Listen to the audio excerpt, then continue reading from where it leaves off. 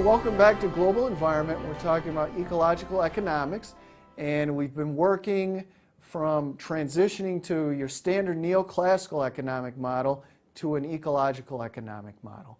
And we came up with our modified ecological economic model here. That included the environment. It deals with the environment much better, and also with energy. Now, in the last segment, right before this one, we talked about externalities. And we said those can be costs or benefits. They're things from the environment that aren't included in the marketplace. They're hard to deal with. And we said wetlands and lakes and things like that are hard to deal with. And we said you could internalize externalities by using, economically by using things like fines, taxes. You could subsidize people, or you could use credits. Now, how do you know how much these ecosystem goods and services are worth? How do you figure that out? Because you need that to figure out how much of these taxes or subsidies you use. Okay, so let's think about some case studies related to that. Okay, so what we're going to do is ecosystem valuation. How much are these things, how much are the ecosystems worth? Now, how do you do that? Now, let's think, for example, an ocean fishery. What is the worth of an ocean fishery? Most of the ocean is like a wet desert. There are some areas that have a lot of productivity, a lot of fish. That's where an ocean fishery is. If you had an ocean fishery and some guys were going to come along and drill for oil there, they said we'd find maybe $10 million in oil, but the fishery is going to be destroyed. How do you know if that's worth it, if you're doing cost or cost benefit? Well, what if you figured out how much the fish are worth that you're catching? Then you might have an idea of how much the fishery's worth. Okay, so that has a name, because we're looking for something in the marketplace that the ecosystem produces, okay?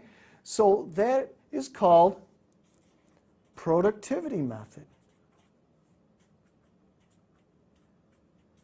Something that the ecosystem produces that is used in the marketplace, bought or sold, and then you say the ecosystem's worth that much. Okay, now does that always work? Let's think of this. Eagles in New York State. Do you value them? Okay? Now, if you heard we were going to bring back DDT in New York State and we'd save millions of dollars, but all the eagles would be dead, would you be concerned? Would you be upset? Okay. Now, how do you figure out how much the eagles are worth? Now, around here we have a lot of supermarkets, and I was walking in one the other day, and you can buy these rotisserie chickens. And I was looking, it's like $5 for a rotisserie chicken. What a good deal. They taste really good too. And I said, wait a minute. An eagle is about as big as 2 rotisserie chickens. So a rotisserie chicken is $5. An eagle must be worth $10. Does that make any sense to you? Of course not. Why did you value the eagle? Eagles, they're beautiful. They're part of nature. Maybe they're a symbol of the country. So how do you get at these warm and fuzzy values? Productivity doesn't work. Well, there might be a way. Around here we have malls, in Syracuse that a lot of the kids like to go to. And you might be walking along in your mall. You got all this stuff. A good day, you bought this stuff, all this kind of junk you don't need, and you're going by the food courts. And then you might see people with clipboards. And what are they doing? You're trying to run the other way. They're trying to give you surveys. And you might be able to survey people and see how much they would pay to protect eagles in New York State. And you could, figure out, there's this many people in New York State, so people value eagles to, $20 billion. Who knows? Then you can do cost benefit with the savings from DDT. Now, this survey method has a name too. It's called contingent valuation. It's a survey. Now, does this always work? What if you were at the mall, you were doing this, And, I'm here at SUNY ESF. We've got a lot of these granola-eating, sandal-wearing hippie kids. They pack into one of those Volkswagen buses and fly out, 20 of them in one of these buses. And you ask them, maybe they would say $100 billion. Now, they wouldn't really pay that much. They might lie, and people can lie on these surveys. But there are some trick surveys where you ask people to rank in order of importance, say bear habitat in the Adirondacks, new library in their community, new hospital in their community, or eagles in New York State. And then indirectly you come up with a value. And that's called, basically, contingent choice. Okay? It's a trick survey, and those can be used. Now, how about other cases? We're living near the Adirondacks. How do we know people value the Adirondacks?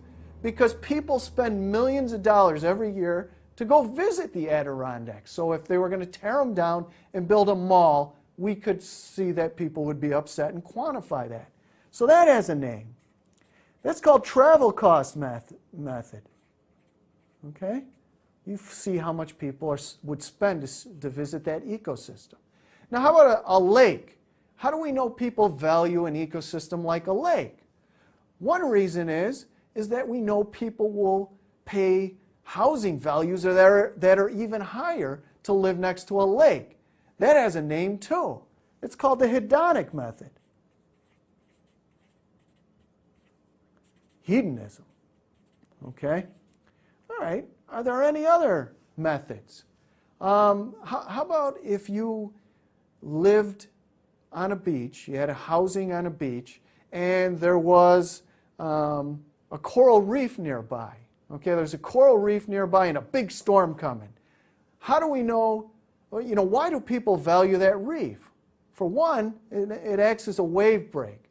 So there are two related methods that can be used to put a value on that reef. The first one is damage cost avoidance. And the second, how much damage is saved because you have that reef there. The other one is replacement cost. How much would it cost to replicate the good or service that is provided by that ecosystem? All right? How do you replace the ozone layer? That'll give you an idea how much that is worth. Now, again, these are things used to put a value on ecosystems. Now, how do you like this, putting a price tag on nature? Does it feel disgusting? I mean, some people believe it does, but other people might argue if you don't do it, you'll lose it because we have to do that cost-benefit relation. And somebody might say, you want a price tag on your grandmother? And some people might say, insurance company knows exactly how much she's worth. And that's an ethical decision. So again, to sum up, we started with a neoclassical model here in the middle, and we improved it because it didn't deal with the second law of thermodynamics. It really failed in terms of energy and the environment. We looked at externalities and how to internalize them, those externalities, with taxes and subsidies. And then we looked at how to value an ecosystem so you would know how much to charge. And that's where we're going to stop. But remember, we're really looking at an improved model that deals with environmental problems much better. So I'll see you next time on Global Environment.